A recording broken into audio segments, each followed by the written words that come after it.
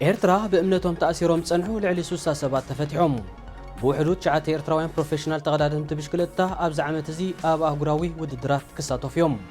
መንግስቲ ኢትዮጵያ ኤርትራውያን ስደተኛታት ተዓቂቦምሉ ዝጸንሑ ማዓስከራት ሽመልባን ሕጻጽን ክዓጽዎ ምዃኑ ኣፍሊጡ። ሰላም ክቡራት ተኸታተልቲ፣ ኣብ ሶም እዚ ኣብ ኤርትራን ከባቢያን ዝነበሩ ዓበይቲ ፍጻሜታት ብዘይካዚ ኣብ ሱዳን ዋጋ ባኒ ክረጋጋእ ዝጽውዕ ሰላማዊ ሰልፊ ተኻይዱ። መቐለ ኣንጻር መንግስቲ ኢትዮጵያ ዝተኻየደ ህዝባዊ ተቃውሞ ሓደ መንእሰይ ተቐቲሉ። ባይቶ ጸጥታ ሕጋዊ ፕረዚደንት ኣብ ዘይብላ ሶማል ብዝቐልጠፈ ምርጫ ክካየድ ተማሕጺኑ ዝብሉ ኣርእስታት እውን ክንደስስ ኢና። ምክትታልኩም ብኽብሪ ዝዕድም ኣማንኤል ግርማየ።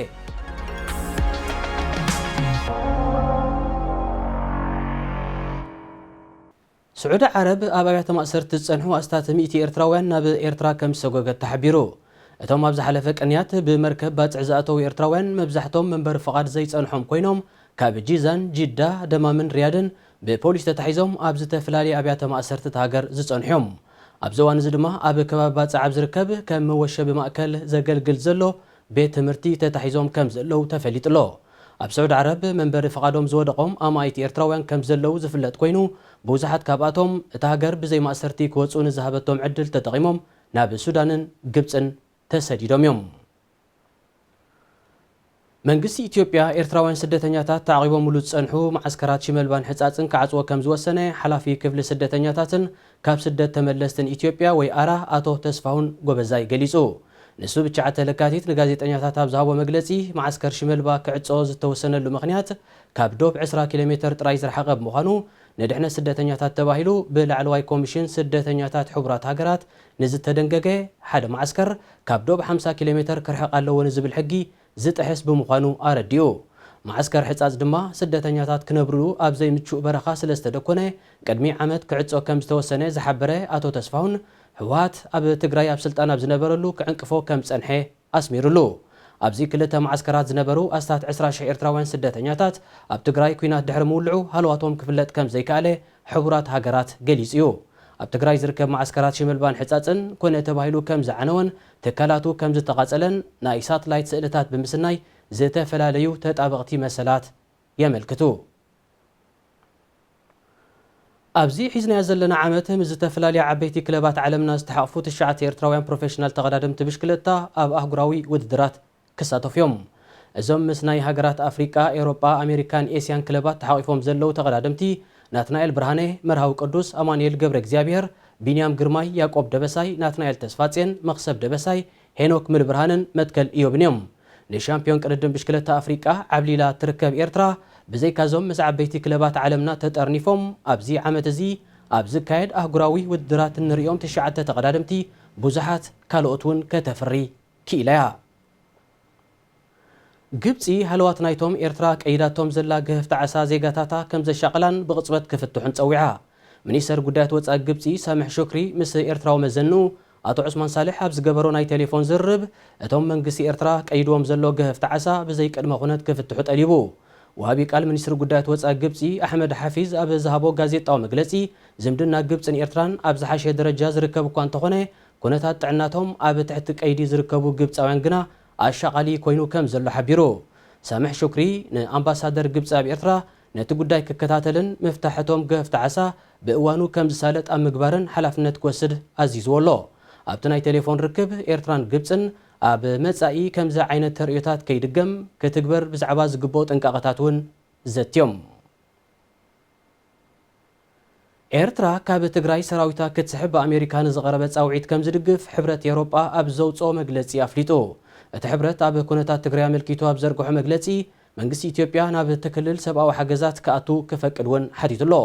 ኣብ ትግራይ ክሳብ ዓሌት ናይ ምጽናት ገበናት ከም ዝተፈጸመ ዘመልክቱ ጸብጻባት ከም ዘሎ ዝጠቐሰ መግለፂ ናይቲ ሕብረት ነዚ ኣብ ምግዳድ ተራ ኣለዎ ዝበሎ ሰራዊት ኤርትራ ብዝቐልጠፈ ክወፅእ ሓቲቱ። እቲ ሕብረት ንፃውዒት ዘቕርብ ዘሎ ብሚኒስተር ጉዳያት ወፃኢ ፊንላንድ ፔካ ሃቪስቶ ዝምራሕ ፍሉይ ልኡኹ ናብ ኢትዮጵያ ኣብ ዝሰደደሉ እዋን እዩ። ሕብረት ኤውሮጳ ምዝ ናይ ትግራይ ኩናት ተታሒዙ ንኢትዮጵያ ዝመደቦ ናይ ኣስታት 80 ሚልዮን ዩሮ ፊናንሳዊ ሓገዝ ደው ኣቢልዎ እዩ። ኣብ ኤርትራ ኣብ ዝሓለፈ ቀንያት ልዕሊ 60 ኣመንቲ ክርስትና ጴንጤቆስታል ካብ ማእሰርቲ ከም ዝተፈትሑ ዝተፈላለዩ ምንጭታት ንሬድዮ ኤረና ኣረጋጊጾም። እቶም ዝበዝሑ ደቂ ተባዕትዮ ዝርከብዎም ኣመንቲ ጴንጤቆስታል ገሊኦም ንልዕሊ 14 ዓመታት ዝተኣስርዮም መንግስቲ ኤርትራ ብእምነቶም ካብ ዝኣሰሮም ኣሽሓት ሰባት ንገሊኦም በብእዋኑ ብዋሓስ ክፈትሕ እኳ እንተጸንሐ ገና ኣማኢት ኣብ ማእሰርቲ ከም ዘለው ይፍለጥ። ኣብ ኤርትራ ካብ ጽባሕ ናጽነታት ሒዙ ኣሽሓት ኣመንቲ ምስልምና፣ መሰኻክር ጀሆቫ፣ ጴንጤቆስጣል ክርስትና፣ ኦርቶዶክሳዊት ቤተክርስትያን ተዋህዶን ካልኦት ሃይማኖታትን ተኣሲሮም እዮም። ኤርትራ ከም ናጽነት እምነት ዝኣመሰለ መሰረታዊ መሰላት ደቂ ሰብ ካብ ዘይክበረለን ሃገራት ምስ ቀዳሞት እያ ትስራዕ። ክቡራት ተኸታተልቲ ንኤርትራን ከባቢኣን ዝዳሰሰ ሰሙናዊ ፍጻሜታት ገና ኣይተዛዘመን። ኣብ ኢትዮጵያ ሱዳንን ሶማልን ዝነበረ ኩነታት ብምትኳር ክንምለስ ኢና። ምሳና ጽንሑ።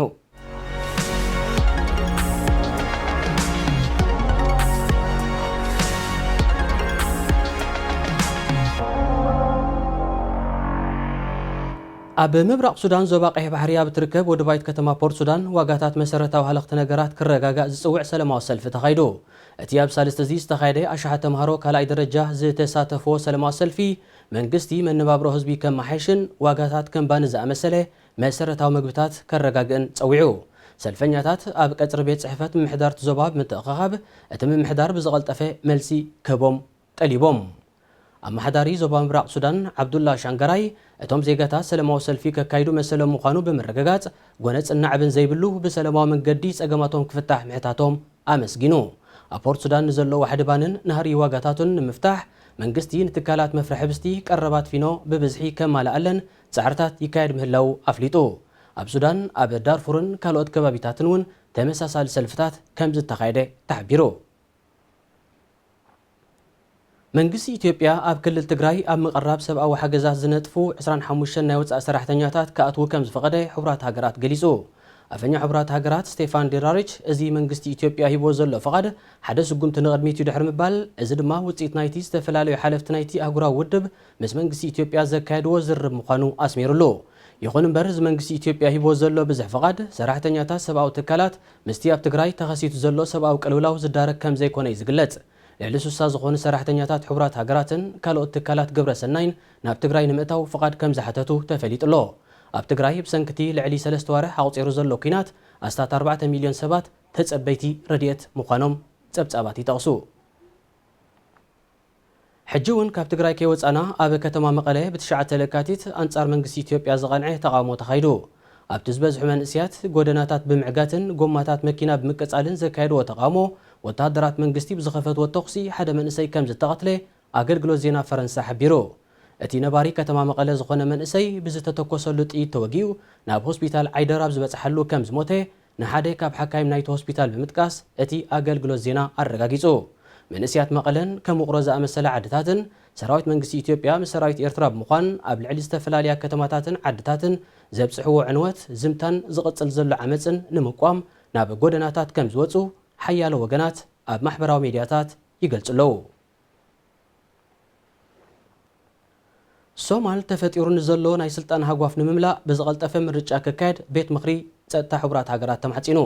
እቲ ቤት ምኽሪ ኣብ ዘቐረቦ ምሕፅንታ ምርጫ ንምክያድ ኣብ መንጎቲ ስልጣኑ ካብ 8 ለካቲት እንድሕር ኣብ ቂዒ ዘሎ ፈደራላዊ መንግስትን መራሕቲ ርእሰ ምምሕዳራትን ዘተ ክቕፅል እውን ጸዊዑ። ሕጋዊ ስልጣን ፕረዚደንት መሐመድ ዓብዱላ ፋርማጆ ኣብ 8 ለካቲት ድሕሪ ምብቅዑ እቲ ፕረዚደንት ንሶማል ከም ዘይውክል እዮም መራሕቲ ርእሰ ምምሕዳራት ጁባላንድን ፑንትላንድን ዝገልጹ። ይኹን እምበር ኣቐዲሙ ኣብ ዝተበፅሐ ምርድዳእ ኣብ 8 ለካቲት ምርጫ ክካየድ እንተዘይክኢሉ ኣብ ስልጣን ዝጸንሐ ፈደራላዊ መንግስቲ ብግዝያውነት ክቕፅል ከም ዝኽእል ዝተፈላለዩ ወገናት ሶማል የርድኡ። ሕጋዊ ስልጣኑ ዘብቅዐ ፕረዚደንት ፋርማጆ ጠንቂ እዚ ኣጋጢሙ ዘሎ ፖለቲካዊ ኩነታት መራሕቲ ጁባላንድን ፑንትላንድን ምዃኖም ይወቅስ። ኣብ ጸጥታዊ ሰንኮፍ እትርከብ ሶማል እዚ ተፈጢሩ ዘሎ ናይ ስልጣን ሃጓፍ ዝበእሰ ፖለቲካዊ ቅልውላው ከይፈጥር ተሰጊሎ። ዝኸበርኩም ተኸታተልቲ ኣብ ሰሙን እዚ ኣብ ኤርትራን ከባቢያን ዝነበሩ ዓበይቲ ፍጻሜታት ዝዳሰሰ ትሕዝቶና ተዛዚሙሎ። ዝመጽእ ሰሙን ክሳብ ንራኸብ ኣብዚ ዘለኹሞ ሰላም።